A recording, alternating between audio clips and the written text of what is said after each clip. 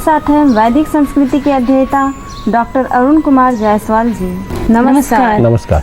श्रीमद् भगवद गीता के चौथे अध्याय का 19वां श्लोक। यस्य सर्वे समारंभाः काम संकल्प वर्जिताः ज्ञानाग्निदग्ध कर्माणं तमाहु पंडितं बुधाः। जिसके संपूर्ण शास्त्र सम्मत कर्म बिना किसी कामना और संकल्प के पूर्ण होते हैं तथा जिसके संपूर्ण कर्म ज्ञान रूप अग्नि के द्वारा भस्म हो गए हैं, उस महापुरुष को ज्ञानी जन भी पंडित कहते हैं। क्या कल्पना और इच्छा से भी संस्कार जन्म लेता है? एक बात बताइए, ज्ञानी के मन का मौसम कैसा होता है और संसारी के मन का मौसम कैसा होता है?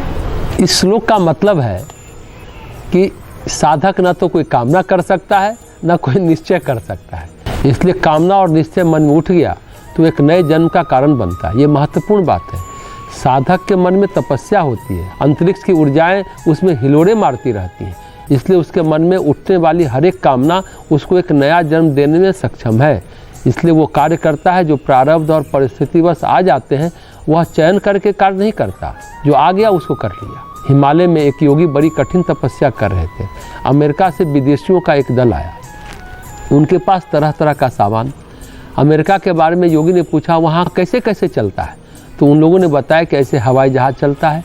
तमाम भौतिक ज़िंदगी के बारे में बताया। तो योगी के मन में आया कि एक बार अमेरिका देखा जाए। थोड़े दिन बाद उनका शरीर छूटा। एक कामना ने, एक निश्चय ने उनको अमेरिका में जन्म दिया। ऐसे योगी थे जो परमहंस हो चुके थे। जब अमेरिका में जन्म लिया तो बचपन से अपने माँ बाप को कहते थे हमें अमेरिका घुमा दो।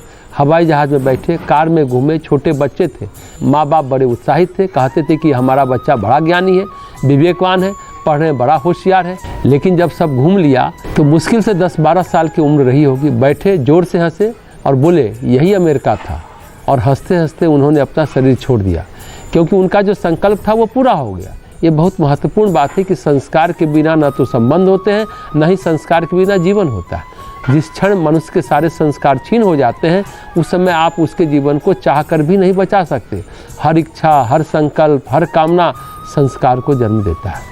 संस्कार से सिर्फ राग द्वेष ही पैदा नहीं होते। सामान्य क्रम में आदमी कल्पना करता है, कल्पना से संस्कार जन्म ही लेता है, इच्छा से भी संस्कार जन्म ही लेता है।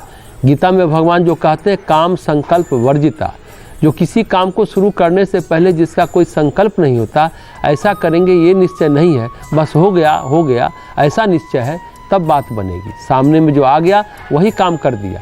यदि ये सोच लिया कि ये काम करेंगे, ऐसे साधक का पुनर्जन्म सुनिश्चित है। तो भगवान कहते हैं जिसके मन में काम और संकल्प नहीं होता, वो वर्जित होता, उसके मन में कर्तापन का भाव नहीं होता, वो नित्य प्रतिष्ठित रहता है ज्ञान में। ऐसे व्यक्ति के कर्म दग्ध होते रहते हैं ज्ञान की अग्नि में, क्योंकि काम और संकल्प के बिना कर्म सिर्फ क्रिया रहती है, कर्म नहीं बनता। जो कर्म में अकर्म देखता है उसका प्रत्येक कर्म अकर्म होता है, क्योंकि कोई कामना, कोई संकल्प है ही नहीं। जो मिल गया कर दिया, नहीं मिला कोई बात नहीं।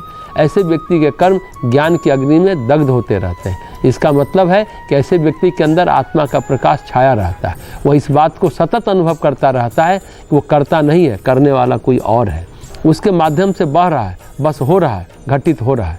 वो घटित करने वाला नहीं है। ये जो कर्तापन की शून्यता होती है तो प्रत्येक कर्म बन जाता है अकर्म। उसका ज्ञान भी किसी अवस्था में क्षीण नहीं होता।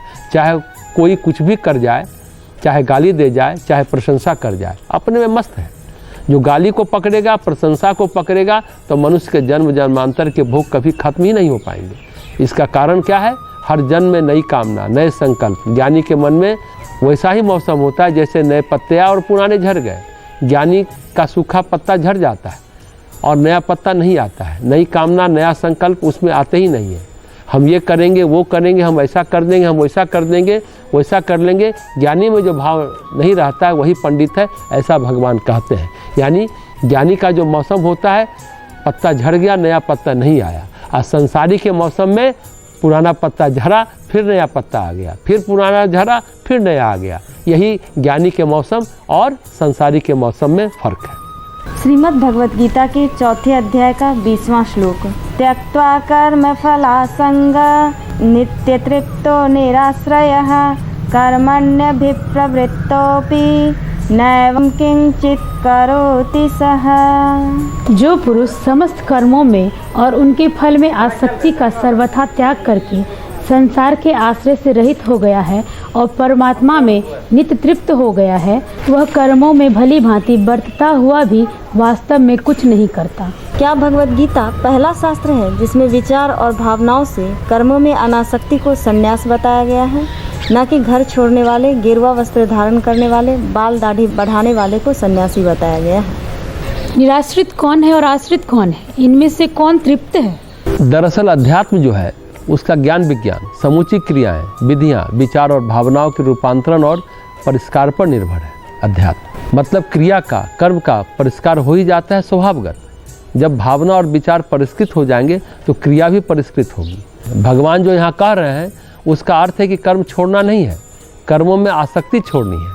संन्यास से पहले अवधारणा थी संसार छोड़ो, कर्म छोड़ो। भगवान ने आध्यात्मिक इतिहास में पहली बार यह अवधारणा दी कि कर्म नहीं छोड़ो, कर्म फल की आसक्ति छोड़ो। बहुत बड़ी बात है, बहुत गहरी बात है। कर्म नहीं छोड़ो, कर्म फल की आसक्ति छोड़ो। हालांकि ईशावास्य उपनिषद में जरूर थोड़ा सा कर्म के बारे में आसक्ति छोड़ने की बात कही गई है, थोड़ा संकेत दिया गया है। लेकिन भगवत गीता पहला शास्त्र है, अध्यात्म शास्त्र, जिसमें विचार और भावनाओं के इस तरह से रूपांतरण की बात कही गई है कि क्रिया छोड़ने के बजाय क्रिया में आसक्ति छोड़ो।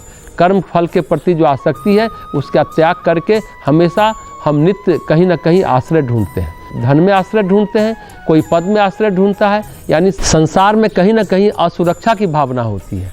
वह सुरक्षा की भावना कहीं ना कहीं हम पाना चाहते हैं। अच्छा, हमें यहाँ से हटा दिया जाएगा तो क्या होगा, तो फिर हम जोड़ते हैं, इतना पैसा है, मकान है हमारे पास, ये है हमारे पास, वो है, फिर हम अपने को सुरक्षित महसूस करने लगते हैं। ये काल्पनिक सुरक्षा की बात है। काल्पनिक रूप से हम अपने को फिर सुरक्षित महसूस करते हैं तो फिर संतुलित रहते हैं।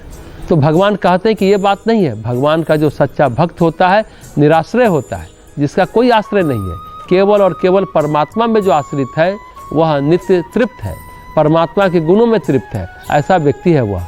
कैसा व्यक्ति? जिसने कर्म फल की आसक्ति का त्याग कर दिया है, जो भगवान ने संपूर्ण रूप से तृप्त है और जिससे संसार के सारे आश्रय का त्याग कर दिया है। ऐसा व्यक्ति कुछ करते हुए भी कुछ नहीं करता। कौन व्यक्ति? जो नित्य तृप्त है, निराश्रित है, कर्म फल में आसक्ति का त्याग कर चुका है। ऐसे व्यक्ति द्वारा कर्म करने पर भी कोई बंधन नहीं लगता है। ध्यान देने की बात है, भगवान बार बार कर्म फल की बात क्यों कहते हैं? कर्म फल की बात इसलिए कहते हैं कि कर्म करते हुए भी हमारी नज़र, हमारी भावनाएं, हमारी आसक्ति, हमारा मोह, हमारी ममता सारा जुड़ा रहता है। किससे? कर्म फल से। हम लगातार सोचते रहते हैं कि अच्छा क्या होगा, क्या मिलेगा, कैसा होगा। इस श्लोक में तो भगवान समझाना चाह रहे हैं कर्मे फलासंग। जिसने कर्म फल का त्याग कर दिया उसकी तृप्ति कैसे मिलेगी? तो उसे परमात्मा में तृप्ति मिलेगी, और जो परमात्मा में संतुष्ट होगा वही, केवल वही निराश्रय रहने की क्षमता रखता है। नहीं तो कहीं ना कहीं आसरा तो चाहिए ही, और आसरा ही सभी परेशानियों का जड़ भी है। क्योंकि संसार है, आसरा बदलता रहेगा, आसरा परिवर्तित होगा। कभी आपको आसरा देगा, कभी नहीं देगा, कभी आप खुद आसरा चाहेंगे, कभी नहीं चाहेंगे। तो आसरा बदलता रहेगा तो आप कभी तृप्त नहीं हो पाएंगे। या तो आसरा देने वाला आपको आसरा नहीं दे रहा है, या आप उस व्यक्ति से आप आसरा नहीं चाह रहे हैं, मतलब आप तृप्त नहीं हैं। निराश्रित व्यक्ति ही तृप्त होता है। वास्तविक तृप्ति निराश्रय होने में ही है। निराश्रित का एक और मतलब हो सकता है, जो सिर्फ और सिर्फ भगवान पर आश्रित है, उसको निराश्रित कह सकते हैं, और वो वहाँ तृप्ति नहीं, संतृप्त हो जाता है।